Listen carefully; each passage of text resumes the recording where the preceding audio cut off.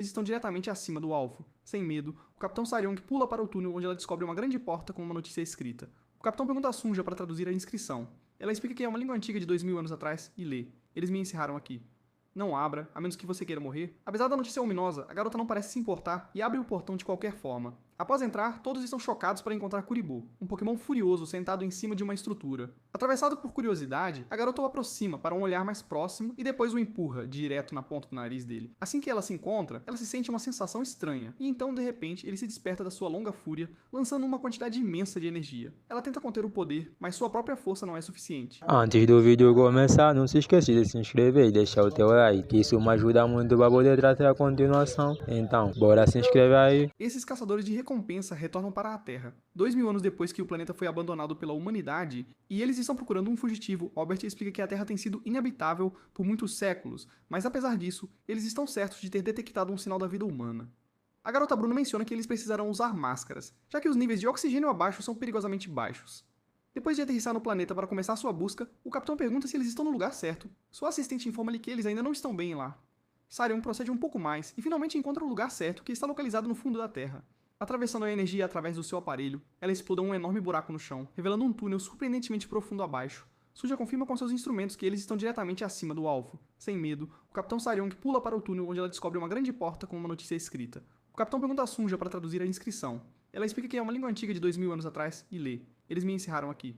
Não abra, a menos que você queira morrer. Apesar da notícia ominosa, a garota não parece se importar e abre o portão de qualquer forma. Após entrar, todos estão chocados para encontrar Kuriboh, um Pokémon furioso sentado em cima de uma estrutura. Atravessado por curiosidade, a garota o aproxima para um olhar mais próximo e depois o empurra direto na ponta do nariz dele. Assim que ela se encontra, ela se sente uma sensação estranha, e então, de repente, ele se desperta da sua longa fúria, lançando uma quantidade imensa de energia. Ela tenta conter o poder, mas sua própria força não é suficiente. A energia erupta com tanta força que enche a caverna inteira e expande além dela, chegando até o navio deles, orbitando no espaço. A explosão resultante é tão poderosa que quase destrói o navio e o Capitão Saryong é jogado para trás pela força da explosão. Inseguro se seu parceiro Robert está bem. O homem furioso se levanta e se aproxima, pedindo para saber quem dera despertá-lo, mas ela remana silenciosa. Ele declara sua intenção de matá-los todos. Assustado, Saryong vê seu braço começar a se levantar e decide atacar primeiro. Ela usa toda sua força para criar uma explosão massiva que ilumina a caverna inteira. Energia é completamente deslumbrada do esforço, mas, infelizmente para ela, o homem surge da fúria sem nenhum descanso. Ele lhe diz que é seu turno e começa a flutuar com uma incrível aura vermelha ao seu redor.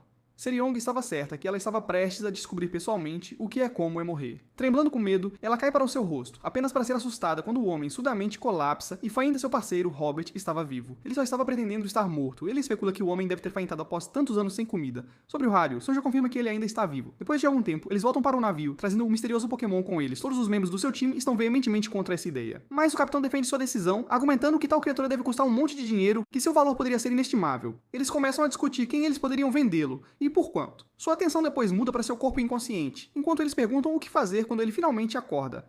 Saryong estava confiante que o fio de selo celestial que eles usaram para o unir era indestrutível. De repente, eles ouvem um som estranho. O homem acorda e tenta atacá-los, mas Sunja simplesmente lhe oferece comida, reclamando que salsichas são uma opção muito melhor do que lutar. Cheio de uma felicidade que ele não sentiu há séculos, o homem começa a comer. Enquanto eles observam a criatura com fome, Saryong pergunta a Sunja como ela sabia que isso funcionaria. A garota responde que foi óbvio. Um animal com fome que não tinha comido há séculos nunca iria ignorar uma oferta de comida. Depois de encher seu estômago, o homem, que se introduz como Limouki Jin, descobre que eles não são pássaros, mas caçadores de recompensas. Ele, que havia sido isolado por 2 milênios, agora aprende que a humanidade quase se eliminou através de conflitos internos. Os poucos que sobreviveram decidiram abandonar o planeta e viver no espaço. Saryong explica que, depois de se mudar para o espaço, todas as formas de violência e combate foram proibidas, incluindo todos os tipos de armas, até mesmo as nucleares, até mesmo a prática de artes marciais foi proibida. Ela lhe diz que eles agora seguem o calendário galáctico. O homem se torna furioso. Ele não acredita que é possível para a humanidade viver no espaço e ameaça matá-los todos. Em resposta, o grupo simplesmente aponta para a janela principal do navio.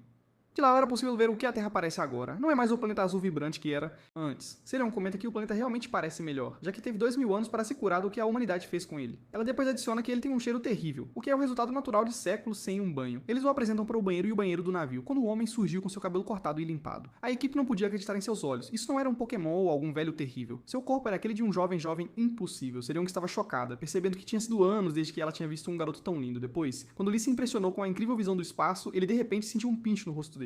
Era Saryong. Ela só queria ter certeza de que o garoto em frente dela era realmente 2000 anos. Ela lhe lembra que os anos que ele passou em hibernação não contam só para que ele conheça. Enquanto o capitão pergunta ao novo cara, Robert e Sunja o assistem, considerando o quão estranho a situação toda é. Eles logo alcançam um prédio que parece ser construído em um asteroide que está no Pleiades, lustre de estrelas no caminho do milho. O prédio é o asteroide Space Tavern, onde as pessoas que vivem no espaço vêm para se divertir. Dentro da taverna, há um hino chamado The Wild Crane, com pessoas tomando bebidas e comida abaixo. Em uma das tabelas, Sunja olha em horror quando ela vê algo que surpresa ela. O novo cara apenas olha enquadrado para ela, perguntando o que é tão grande em um negócio. A vista inimaginável é agora clara, enquanto nosso cara põe 6 pedaços de cachorros na boca dele de uma vez, com outra montanha de cachorros ainda em frente dele. Robert grita pra Sunjao e pergunta como um humano pode comer tanto, e Sunjao menciona que ele está com fome pelos últimos 2000 anos. Robert se preocupa mais e pergunta se ele vai comer 2000 anos de comida apenas para alimentar sua fome, e Sunjao lhe diz que isso pode ser o caso, julgando do jeito que ele está comendo. Momentos depois, nosso cara limpa as tábuas e olha para os caçadores de cachorros, provavelmente esperando que eles façam outra ordem. Enquanto isso, o guardião da taverna do Wild Crane, o Wang 18, fala com Seryong e é intrigado pela sua solicitação. Ele pede para confirmar se ela realmente está procurando por um negociador Seryong, confirma que ela está, e diz que deve ser alguém rico e duro, porque o que ela tem para vender é extremamente caro e valioso. Ele bruscamente lhe pergunta quão caro a coisa deve ser para fazer o maldito que normalmente é colocado para trás tão frântico. Seryong lhe pergunta quanto uma coleção completa de manuscritos de artes marciais de 2000 anos seriam valiosos se fossem todos originais e todos S-Rain. Suas palavras alertam Wang, que abre seus olhos pequenos e pausa para afundar sua cigarreta para ouvir mais. Atentamente o que ela está dizendo. Ele continua a afundar e deixa um furo de fogo, considerando a pergunta que ela lhe perguntou. Momentos depois, Wang é visto sentado sozinho após o capitão sair da reunião. Um dos guardas próximos pergunta a Wang se o que ela disse poderia ser realmente real. O guarda continua dizendo que originais S-Rank de 2000 anos atrás devem ser incrivelmente valiosos. Wang só continua afundando sua cigarreta e lhe diz que os manuscritos são todos valiosos com 0 crédito. O guarda lhe pergunta novamente para ter certeza que ele ouviu corretamente, pois certos manuscritos como esse poderiam valer uma fortuna. O guarda se repete e lhe diz que os manuscritos são todos valiosos com 0 crédito. Ele explica que se tivessem existido tal coisa, apenas um livro sozinho poderia comprar uma planeta e mais. Ele se pergunta como um caçador de búzios de média classe, como o Inferno do Inferno pode acusar de ter encontrado um monte deles, o que significa que eles devem ser falsos. Ele lhe diz ao guarda para tirar o cabelo das nuvens e matá-los. Enquanto isso, Sarah Young retorna à mesa e lhe pergunta onde Sunja sudamente foi. Robert lhe diz que ela foi para pegar mais suprimentos e lhe pergunta como a conversa com o guarda foi. Os olhos de Sarah Young se iluminam e ela diz que a conversa foi boa. Ela até menciona que Wang promete contatá-los imediatamente quando ele encontra alguém para comprar. Sua atenção é rapidamente atirada em algo na frente deles. Na frente deles, o novo cara se relaxa em um dos bancos com 12 pratos vazios arruinados na frente dele, como se ele tivesse comido toda a comida. O capitão pergunta ao Robert que não é possível que ele tenha comido toda aquela comida e espera que seus olhos o deceitem. Robert apenas lhe diz que eles são fortes, que ele apenas parou de comer. O capitão coloca as mãos em sua cabeça e se arrepia, e lhe diz que ela teria feito algo diferente se não fosse pelo dinheiro que eles poderiam fazer com isso. Enquanto ela está falando, a porta da taverna se abre. O som atrai a atenção de todos na taverna que olham para trás para ver quem são os seus convidados. Alguns homens se vestem e caminham para a taverna e eles parecem um problema. Sarah Young é alertada pela sua presença como se ela o reconhecesse. Ela reconhece os homens que parecem sérios como homens de um grupo chamado o Secto do Demônio Céu. Que estranho. Demônio e céu na mesma palavra. O líder do esquadrão que entrou na taverna começa a escanear os entornos e parece que ele está procurando alguém. Ele olha os profilos dos homens que estão sentados na taverna através de uma lente futurista. Enquanto isso, Sarah Young afirma que a pessoa que está escaneando a taverna é nada além do líder do esquadrão do Demônio Céu do Secto do Demônio Céu chamado Sanzan Huiui. Robert afirma isso e menciona que o patrão do Demônio Céu são os inspectores do Secto do Demônio. Ele pergunta por que eles estão aqui e Sarah Young lhe diz que eles se especializam em traçar, então eles devem estar perseguindo alguém. Ela grita para ele não fazer contato de olhos com eles para não irritá-los. Argyle vê eles conversando e pergunta se eles apenas mencionaram um Secto do Demônio. Sarah Young vira para enfrentá-lo perguntando por que ele está interessado no Secto. O novo cara, que ainda tem pedaços de cachorros na boca dele, pergunta se eles poderiam estar se referindo ao Secto do Demônio Céu e parece que ele os reconhece. O capitão lhe pergunta como ele conhece o Secto do Demônio Céu quando ele está dormindo por milhares de anos. Ela percebe que o Secto do Demônio Céu teria existido em seu próprio timeline também. Guy olha pra ela em surpresa e pergunta por que as pessoas não estão fugindo na presença do Secto do Demônio Céu. Ele lhe diz que se eles fossem realmente membros do Secto do Demônio, as pessoas deveriam fugir em pânico. Sarah Young lhe pergunta por que elas fugiriam. Ela menciona que o Secto do Demônio Céu tem seus problemas, mas eles ainda se orgulham de serem um secto mais ortodoxo e de praticar fé no universo porque eles realmente são os melhores. O novo cara olha pra ela em surpresa. Ele se pergunta como o Secto do Demônio e a palavra ortodoxo podem ser usados na mesma frase. De repente, ele se pensa que seu sonho, que sempre se sentia vazio e distante, parece ter verdadeiramente passado. Enquanto isso, Sanjin notifica alguém estranho enquanto ele inspecta o público e pausa para confirmar. Um casal sentado perto dele olha para trás, perguntando por que ele está olhando para eles. Seu alvo não é o casal, mas outro homem que está quietamente sentado sozinho com sua cabeça na mesa. Sanjin pula para ele e ordena para ele olhar para cima para que ele possa ver seu rosto. Quando ele olha para cima, o sistema lê que sua energia interna é 52,7 graus Celsius. Isso também mostra os artes marciais que ele conhece e mostra que ele está querido em chagas de roubo e assalto nível 2. Sanjin diz ao homem que hoje é seu dia de sorteio porque ele não é o que eles estão alcançando. Ele o ordena para ir para a aliança marcial imediatamente e virar para dentro, ameaçando que ele se machuque se ele fizer de outra forma. Sanjin pausa a sua sentença no meio e seus olhos espalham enquanto ele sente algo estranho. Uma mão parece ter chegado na cabeça e Sanjin olha a Branca perguntando quem teria que enfrentá-lo para não apenas estar perto dele, mas para colocar suas mãos na cabeça. Acontece que é o nosso mestre de artes marciais que começa a esticar a cabeça de Sanjin como um gato. Nosso cara menciona o quão admirável ele parece, ainda estica a cabeça como se fosse um filho. O mestre de artes marciais diz a Sanjin que seu sonho semelhante de ser impossível parece ter chegado a passar. Enquanto isso, os caras da taverna se afastam e olham pra ele, porque eles nunca viram alguém ter a valentia de até chegar perto de um membro do séquito de demônios. Alguns outros caras que estão jogando cartas pararam de jogar, percebendo que nada além de problemas pode vir de tal encontro.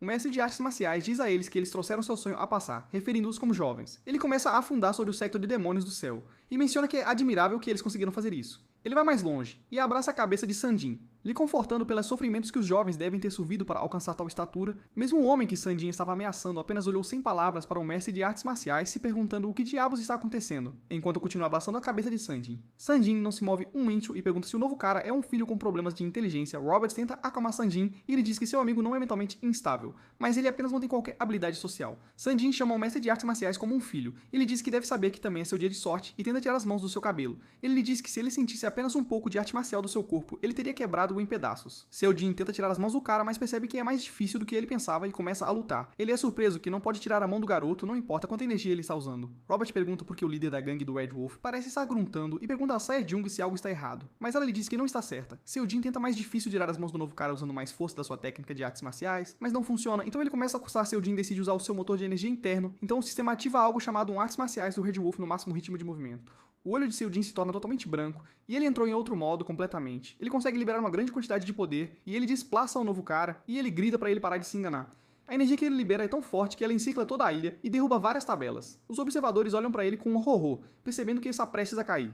Mas pessoas continuam assistindo para saber o que vai acontecer a seguir. Alguns de seus subordinados assistem de trás com suas bocas abertas. O mestre de artes marciais rapidamente volta aos amigos e deixa cerca de 1 metro de espaço entre ele e Seu Jin, que estava prestes a derrubar todo o edifício. Seu Jin começa a se acalmar quando vê que seu inimigo está sem roupa e ele percebe o quanto de dano que fez para a loja.